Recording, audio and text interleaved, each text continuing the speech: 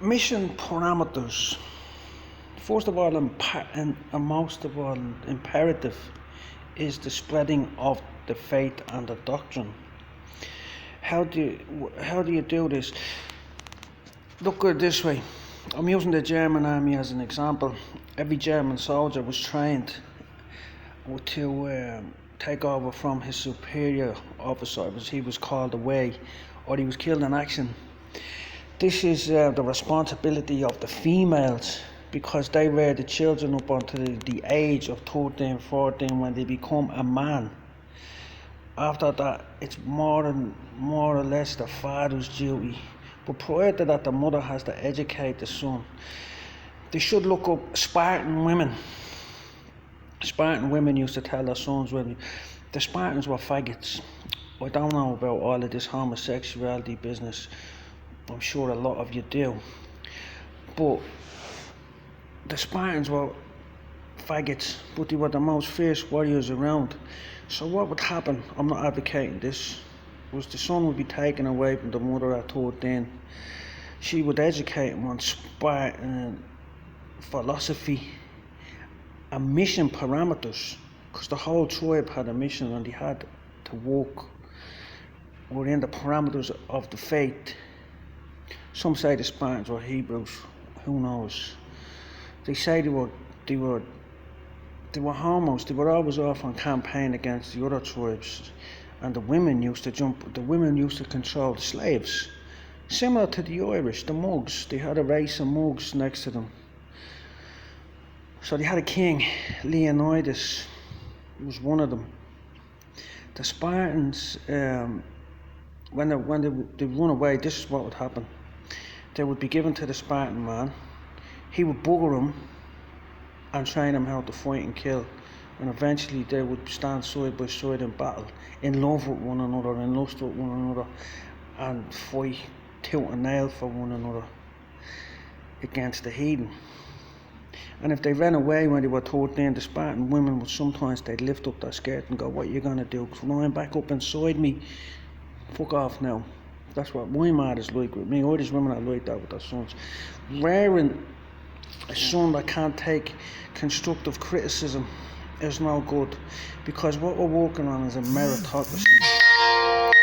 The natural order and the natural way for us to go is a meritocracy. Now, the chain of command has to be established. First of all, you have to know what you're looking for. The chain of command comes from Jesus down to someone else, down to someone else, down to someone else. And the chain of command in the house, as a member of the Gallic faith, you're a soldier. Remember, you're a soldier, and soldiers have ranks and disciplines and certain things. Each person who chooses to be a defender of the faith has a rank, and it works on meritocracy. It's on merit, not where you come from or who you come from. The Lord has to, and how you raise up through them ranks is you have to first develop your relationship with Jesus and the Father in heaven. Jesus is one with the Father. Jesus is the Father manifest from a spirit into a physical being to better understand his creation. Not to understand, that's the wrong word, to better comprehend, because you have to realize the Most High is a spirit and a creator. We are the created. He doesn't know what it's like to be like us. He created us, so he experienced the physical life and death in the physical form, in the form of Jesus. All things are possible to God. So the faith works like that. So meritocracy works. Certain individuals will be closer to God, because the closer to God you are, that means you moved closer to God, so he moved closer to you. So you have to choose what you want to do. Females in the faith have an obligation to behave in a different way than men. You can send a woman off to battle, she might kill 20, 30, 15, or she might, but if she produces 10 sons, they'll kill 300. You know, so they might be good fighters and all that, but that's not their role. unless it's absolutely necessary. The role is to produce more and more and more sons. Educate them in the faith. Here's the thing. For Gaelic faith, the men are not really around much. They're constantly on campaign. Foremost teaching and reaching people through education. And in order to be able to educate, you have to be educated. That's the role of the mother. She has to be educated in Gaelic law, and she has to be educated in Abrahamic law. But first of all, she has to accept her role in the army, in the militia, military, and the soldiers of Christ, in the tribe of Benjamin. She has to accept. Most women have a problem today accepting their role. That's by design. I don't know anything about that because I'm not a woman. They'll have to. But basically, what I'm saying is, meritocracy works. This is how it works. It's nothing to do with me. It's nothing to do with anyone else. It's nothing to do with the physical. You have to draw closer to God. Then He draws closer to you. How do you draw closer to God? By educating yourself and opening your heart and seeking the truth. Here's the thing.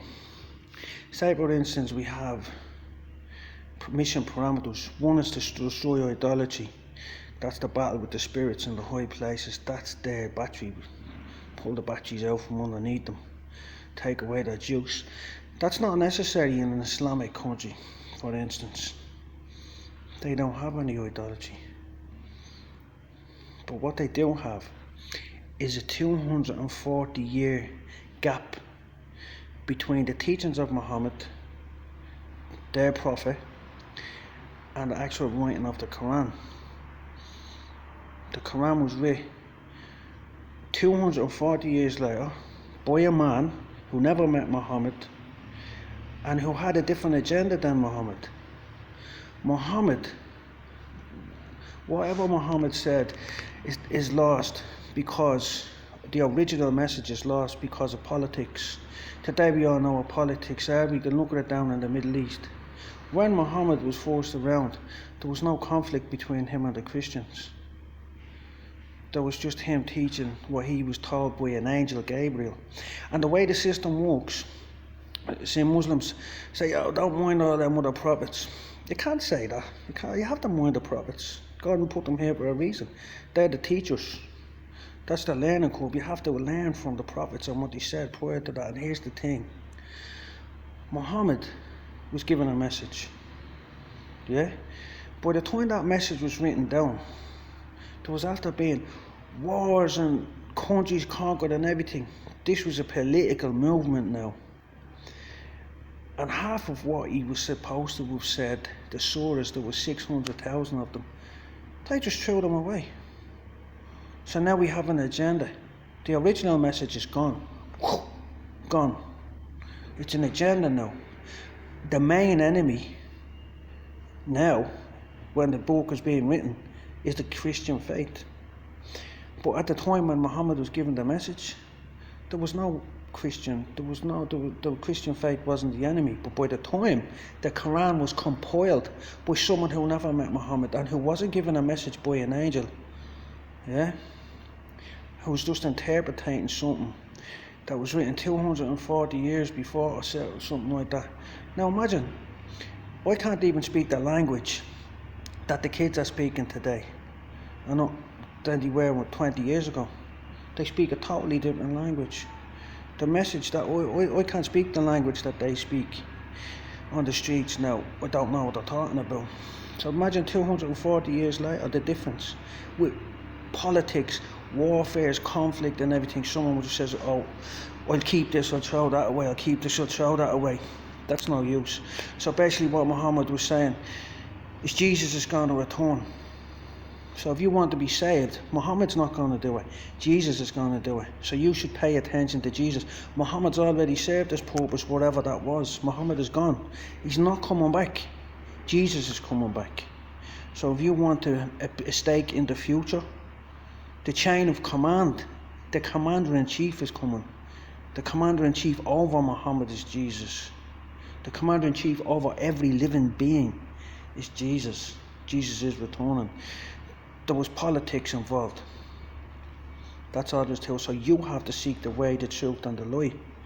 You have to seek the truth. You have to become a truth seeker. You don't make it up in your heart. Someone made it up. There was loads of stuff that Muhammad said that they paid not a blind bit of notice to. What was one of them? He said, if they're of the book, but then they went to war with people of the book. They never had any respect for Muhammad. That's all that says to me. They didn't have any respect. They say the Christian book was written 100 years after Jesus. So what? My ancestors lived for hundreds of years. Psalm 61, the Lord will prolong the life and the king of years as many generations. Read my ancestral writings. My ancestors lived for hundreds and hundreds of years on this island. They were able to write down 500 years later about a battle that they fought at, because there was no idolatry on this island and they had all their vapor.